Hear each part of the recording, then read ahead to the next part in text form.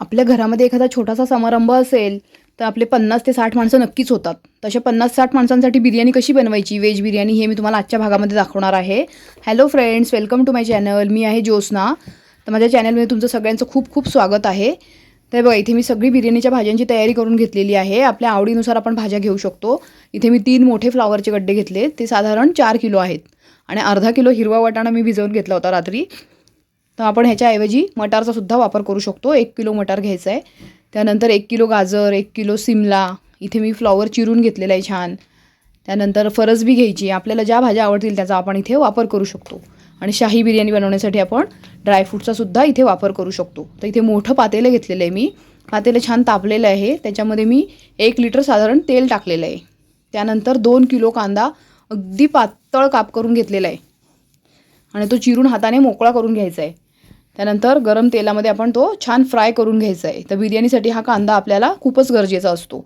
अशा प्रकारे golden brown colour केलेला कांदा आपण एका ताटामध्ये काढून घेणार आहोत. तर बघा किती सुंदर तळला गेलेला आहे. त्यानंतर त्याच तेलामध्ये आपल्याला मसाले घालायचे आहेत. तर इथे मी तेजपत्ता घेतलेला आहे. 10 ते 15 पानं पण तेजपत्त्याची घ्यायची आहे. त्याच्यानंतर सगळे अख्खे मसाले घ्यायचे आहेत. 10 ग्रॅम मिरे, 10 ग्रॅम लवंगा, त्यानंतर दालचिनी, मसाला वेलची, चक्रीफूल आणि शहाजिरे घेतलेले. तिथे मी 10 ग्रॅम शहाजिरे घेतलेले. त्यानंतर 50 ग्रॅम जिरे घालायचे आहेत, 50 ग्रॅम बडीशोप. हे सगळे मसाले अगदी व्यवस्थित बारीक गॅसवरती आपल्याला फ्राय करून घ्यायचे आहेत. गॅस खूप मोठा ठेवला तर ते जळण्याची शक्यता असते. गॅस आपण नेहमी कमीच ठेवायचा आहे मसाले घालताना. त्यानंतर इथे मी 200 ग्रॅम मिरची घेतलेली आहे, त्याची पेस्ट करून घेतलेली आहे. त्यानंतर 100 ते 125 ग्रॅम आलं, लसूण हे आपण पेस्ट करून घेतलेलं आहे.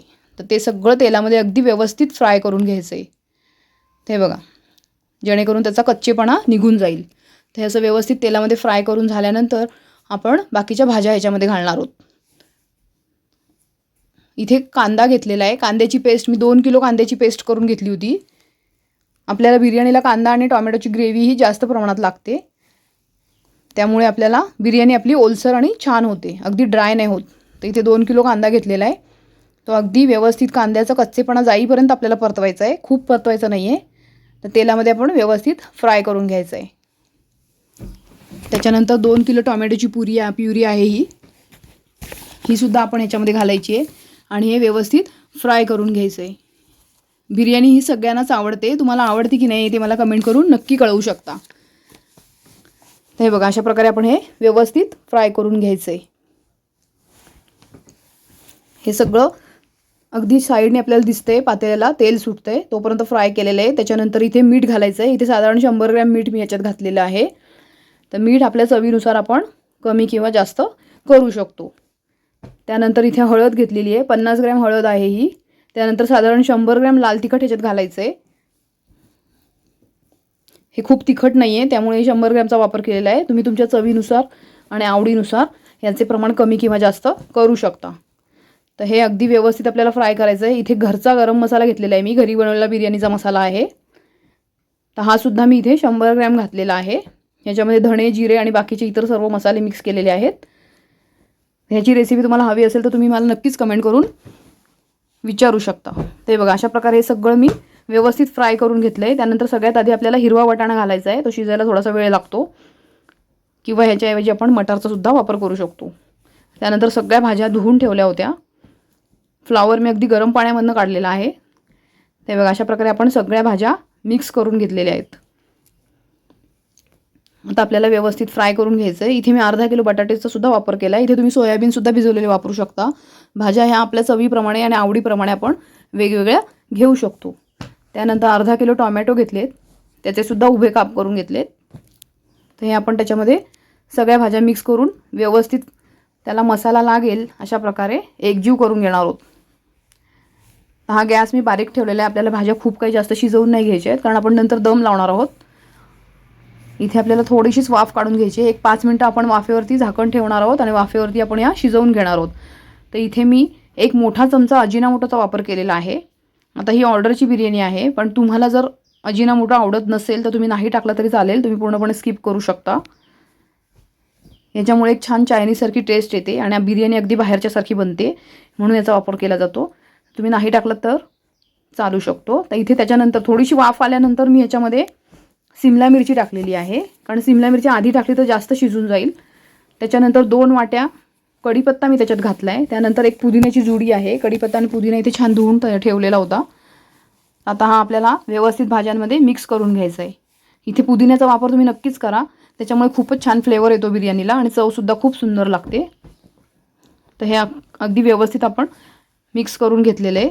त्याच्यानंतर आपल्याला दही घालायचं आहे. त्याच्यामध्ये अर्धा किलो दह्याचा वापर मी केलेला आहे. अर्धा किलो दही घालायचं आहे आणि व्यवस्थित आपल्याला हे सगळं मिक्स करून घ्यायचं आहे. तर दह्यामुळे आपली ग्रेव्ही बनायला मिक्स व्हायला आणि ओलसर ग्रेव्ही होते आणि त्याची चवसुद्धा खूप सुंदर लागते. हे खूप आंबट दही नाही वापरायचं आपण. तर हे बघा, अशा प्रकारे हे सगळं आपण मिक्स करून घेतलं आहे. ही ग्रेव्ही किती सुंदर तयार झालेली आहे. दही आणि आपण टोमॅटो टाकतो त्याचंच पाणी सुटतं, त्यामुळे ओलसर अशी ग्रेव्ही तयार होते. बिर्याणी खूप ड्राय नाही होत. आता आपण थोडंसं झाकण ठेवायचं आहे, एक वाफ काढून घ्यायची आहे. त्याच्यानंतर इथे केवडा इसेन्सचा वापर करायचा आहे. अगदी बाहेरच्यासारखी बिर्याणी जर तुम्हाला हवी असेल तर तुम्ही इसेन्सचा वापर करा. तुम्ही घरच्यासाठी बनवत असाल तर नाही वापरलं तरी चालेल, पूर्णपणे स्किपसुद्धा करू शकता याला. तर इथे 4 ते 5 थेंब मी फक्त इसेन्सचे टाकलेले आहेत. इसेन्स कधीही कमीच वापरायचा, नाही तर खूप डार्क स्मेल येतो त्याचा. तर ही भाजी जास्त आहे म्हणून इथे 4-5 थेंब टाकलेले आहेत. ते मिक्स करून घ्यायचं आहे आणि झाकून गॅस बंद करायचा आहे. तर मोठ्या गॅसवरती मी एका पातेल्यामध्ये तांदळाच्या 4 पट पाणी तापायला ठेवलेलं आहे. पाण्याला उकळी येईपर्यंत मी इथे तांदूळ धुवून घेते. तर इथे बिर्याणीसाठी लागणारा लांब तांदूळ घेतलेला आहे. हा बासमती तांदूळ आहे. तर व्यवस्थित 4 ते 5 पाण्याने मी इथे धुवून घेते. हे बघा, अशा प्रकारे तांदूळ धुवून झालेला आहे. तोपर्यंत पाणी आपलं उकळतं आहे. तर एका गॅसवरती पाणी उकळलं आहे. तर पाण्यामध्ये आपल्याला हे बघा, इथे आपण पाणी उकळायला ठेवलेलं आहे. त्याच्यामध्ये आपल्याला तेल टाकायचं आहे. इथे 2 मोठे चमचे मी तेल टाकलेले आहे, जेणेकरून तांदूळ मोकळा होतो. आणि 2 मोठ्या वाट्या मीठ घालायचं आहे आणि गॅस मोठा करायचा आहे. पाणी उकळतं ठेवायचं आहे. त्यानंतर जो आपण धुवून ठेवलेला तांदूळ आहे तो आपल्याला याच्यामध्ये उकळत्या पाण्यामध्ये घालायचा आहे आणि हे आपण हलवत राहायचं आहे, म्हणजे तांदूळ मोकळा आणि छान होईल. त्याच्यामध्ये आपल्याला आपल्या आवडीनुसार आपण मसाले घालायचे आहेत, जेणेकरून त्या तांदळाला सुद्धा एक छान स्मेल आणि चव येईल. त्याच्यामध्ये आपण तेजपत्ता, लवंग, मिरे, दालचिनी, चक्रीफूल, मसाला वेलची, जे काय आपण मसाले बिर्याणीसाठी वापरलेले आहेत ते सगळे आपण या पाण्यामध्ये उकळत्या घालायचे आहेत. त्यानंतर मी मोठ्या पातेल्यावरती एक भातजाळी मोठी लावून घेतलेली आहे.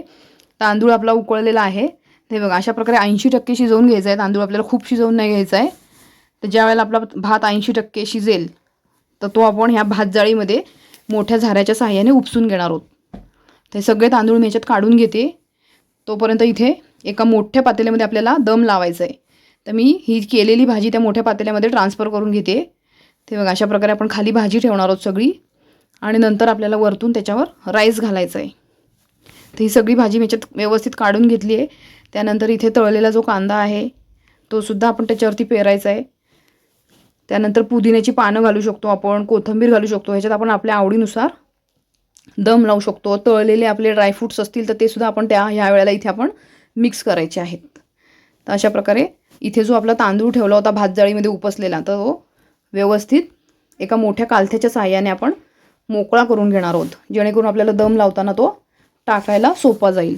अशा प्रकारे मी इथे कालथ्याच्या साहाय्याने मोकळा करून घेतला आहे आणि एका प्लेटच्या साहाय्याने आपल्याला तयार केलेल्या भाजीवरती सगळा व्यवस्थित दम लावून घ्यायचा आहे. तर अशा प्रकारे आपण सगळा तांदूळ गरम असतानाच याच्यामध्ये आपण मिक्स करून घ्यायचं आहे. हे बघा, अशा प्रकारे आपण खाली भाजी आणि वरती सगळा राईस, ह्याच्याऐवजी तुम्ही 2 थरसुद्धा लावू शकता. इथे मी एकच मोठा थर लावलेला आहे. खाली पूर्णपणे सगळी भाजी आहे आणि वरती सगळा राईस आहे. तर काढताना आपण अर्धा राईस एका पातेल्यामध्ये वरचा काढून घ्यायचा असतो आणि त्यानंतर ग्रेव्ही आणि राईस अशा प्रकारे मिक्स करून बिर्याणी सर्व करायची असते. तर हे बघा, अशा प्रकारे मी इथे सगळा राईस व्यवस्थित दम लावण्यासाठी पातेल्यामध्ये टाकून घेतलेलं आहे. त्यानंतर आपण जे पाणी उकळलेलं होतं भाताचं, जे भातजाळीतनं उपसून खाली पातेल्यात राहिलं होतं, त्यातलंच पाणी आपण ह्याच्यामध्ये घेतलं आहे आणि चारी बाजूनी मी अगदी 1 जग पाणी ह्याच्यामध्ये घातले, जेणेकरून भाज्यांना थोडीशी ग्रेव्ही तयार होईल, खाली ओलसर राहील आणि राहिलेला तांदूळसुद्धा त्या वाफेवरती कूक होईल. त्यानंतर इथे चायनीजसाठी जो कलर वापरतात, ऑरेंज रेड कलर, त्या कलरचा मी इथे वापर केलेला आहे. तर सगळीकडे आपल्याला आवडीनुसार आपण रंग टाकून घ्यायचा आहे आपल्याला जे रंग हवेत ते आपण वापरू शकतो. त्यानंतर येलो कलर घेतलेला आहे. इथे माझ्याकडे जेल कलर आहे. थोडासा येलो कलर, थोडासा ग्रीन कलर, अशा प्रकारे मी कलरचा वापर इथे केलेला आहे. तर आपण असे ड्रॉप्स द्यायचे आहेत आणि नंतर आपण तळलेला जो कांदा आहे तो वरून पुन्हा एकदा पेरणार आहोत. हे बघा, अशा प्रकारे खूपच सुंदर आपली बिर्याणी तयार होते. अर्धा तास खाली आम्ही याच्या एक तवा ठेवलेला आहे आणि त्या तव्यावरती ही बिर्याणी ठेवलेली आहे आणि अर्धा तास ही बिर्याणी आपल्याला बारीक गॅसवरती वाफत ठेवून द्यायची आहे. त्याच्यानंतर आपण ह्याच्यावरती राईसवरती तेल किंवा तूप याचा वापर करायचा आहे. चांगल्या तुपाचा वापर केला तर खूपच सुंदर छान वास येतो त्याला आणि चवसुद्धा छान लागते. मी इथे तेलाचा वापर केलेला आहे. ते बघा, अर्ध्या तासाने ही माझी बिर्याणी अशा प्रकारे पूर्ण दम बिर्याणी तयार झालेली आहे. तर तुम्ही पण नक्की करून बघा. तुम्हाला आवडली की नाही, तुम्हाला माझी रेसिपी आवडतात का, माझे व्हिडिओ तुम्ही कुठून बघता, तुम्हाला अजून कोणत्या रेसिपी बघायला आवडतील तर तुम्ही मला नक्की कमेंट करून कळवू शकता. ते बघा, किती सुंदर बिर्याणी तयार झालेली आहे. त्याबरोबर आपण कोशिंबीर आणि पापड सर्व करू शकतो.